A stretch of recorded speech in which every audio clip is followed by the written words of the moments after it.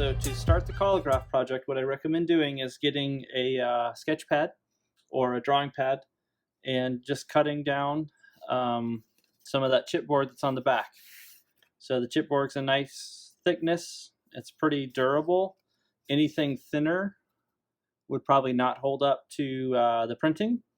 And anything thicker is kind of unnecessary. So it's just what's called chipboard, which is just layered, thin layers of kind of like newsprint or cardboard paper that cardboard's made out of. So I've got that. I would recommend tracing that 8x10 dimension into your sketchbook. If your sketchbook's larger, if your sketchbook page is the same size, just know that you need to make your drawings and sketches that size to transfer onto this board. Once I have my sketch, or if I want to work directly onto tracing paper, I can trace this on here, and you'll notice my tracing paper is pretty warped here because it came off of a roll. Even when it's out of a pad, I have found that sometimes it kind of starts to curl up. So sometimes it helps just to kind of put tape down in the corners. And then I'm going to trace my rectangle into that, onto that newsprint, or onto that tracing paper. And I'm just using a 2B drawing pencil, because what I've found is that if I'm doing this on the tracing paper with 2B, I can eventually take that and transfer it onto my chipboard to help me, or onto my other chipboard to help me cut out my shapes for my print. So I'm going to go ahead and get my sketch sketched onto my tracing paper, and then I'll come back and shoot some more video. All right, you guys, so I've got my sketch sort of transferred onto my tracing paper. I don't need to do this. I could draw directly onto my cereal box, which is what I recommend you guys use for your actual sort of raised area that you're going to be cutting. You can use thicker material and get a better relief surface, but it's harder to cut because it's thicker. So if I had more of the chipboard like I'm using for the base, I could cut more of that, but it's just going to be a lot tougher to cut and take me a lot more time. This is just like cereal box chipboard, same material, but just a thinner version of it. So because I've drawn this in just like drawing pencil, and I think regular number 2 pencils work as well. This is a 2B. Charcoal pencils would work really well. Most graphite should work as long as you're not doing the really hard drawing pencils. You should be okay. But one thing to keep in mind is that this image, when I look at it here, is right reading. That means I read it from left to right. My cue is facing the correct direction. If I were to put this directly on my block like that and then print it, the print, if you imagine a piece of printing paper on there, comes off the block or matrix and is reversed. So because it's going to get mirrored, I want to draw it right reading with my pencil, and then I can flip this face down onto my box chipboard.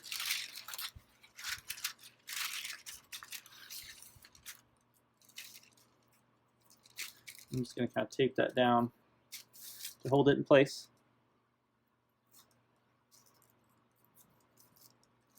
And now if I use a ballpoint pen, and I could use the pencil, but it just wears out the lead really fast,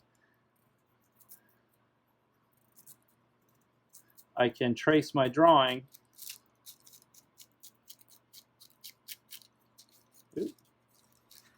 onto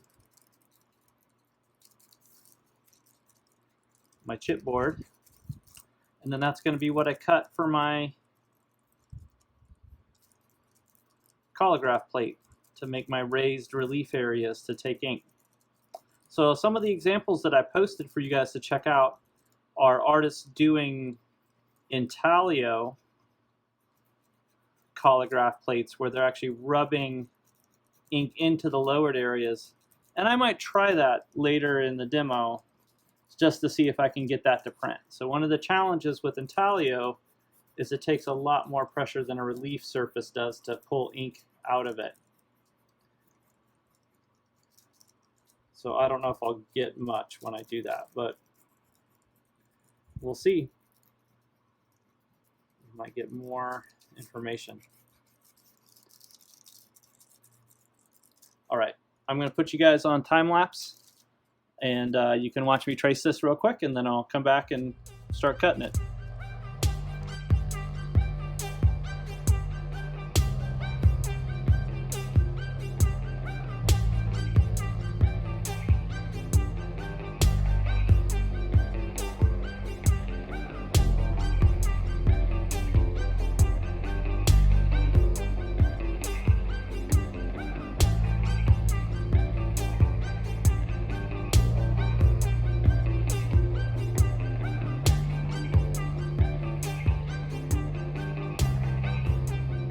Alright guys, so I got my transfer done, so we can go ahead and peel off this tape.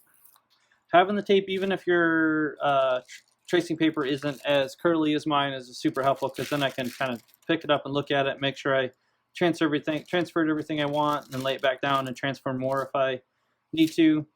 Obviously, everything that's on there I don't need to keep. I could go back with an eraser and erase areas that I don't like, or I could add areas, you know, with my pencil if the transfer doesn't work perfectly. Obviously you could draw directly on the chipboard and just cut it out, and then yeah, now I'm ready to cut my image out. And I tried to do a little trick where everything except for a few items in the face are all connected. That way, when I'm gluing it down to my base chipboard plate, it should all kind of go into place, and then I can either float those into place and glue them down where I want them, or I could even take my image and transfer just those elements onto my plate, and that way I have at least a basic idea where I want to put them. If not, you know, precisely, I'll just go ahead and do that where I want them in relationship to everything else. So that's a little abstract. I'm going to put a little bit more information just so I know where the rest of the face and hair and head should kind of glue down around those.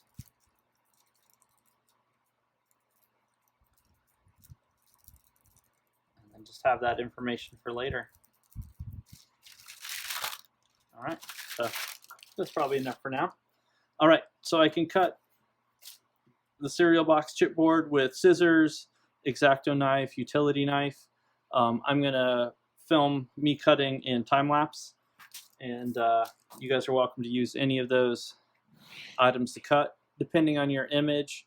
One might be better. You know, utility knives tend to be a little bit sturdier for me to hold on to. The blades I think last longer, but they're not really great for detail. So an X-Acto knife might be really good if I'm doing something with a lot of detail.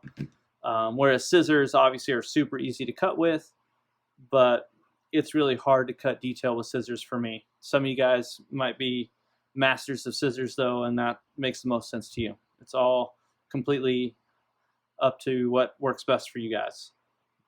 All right.